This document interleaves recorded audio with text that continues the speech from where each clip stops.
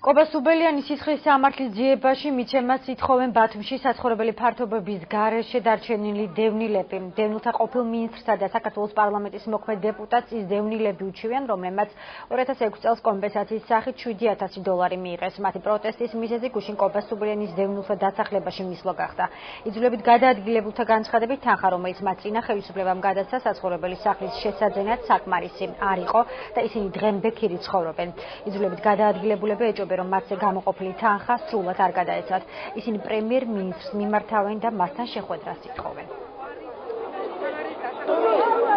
ჩვენ ვითხოვთ ამ ადამიანის პარლამენტი ამას იმუნიტეტი მოუსწამდა და ეს აქია მინისტრს სამართლის საქმე სუბელიანის სახელზე.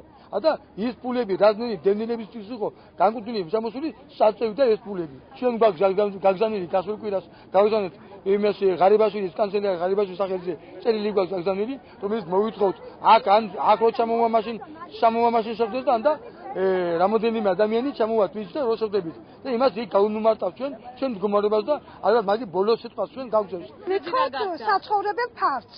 3 წელია ვდგევართ. მოგხედავენ თუ არ მოგხედავს ეს ახალი მთავრობა. კონკრეტულად პასუხი გაგვცეთ. ის 9 წელი კარგი წავიდა მთავრობა. ახლანდელმა მთავრობამ მაინც მოგხედა. 3 წელია ვდგევართ აი ასეთ ვაი ვაგლახში.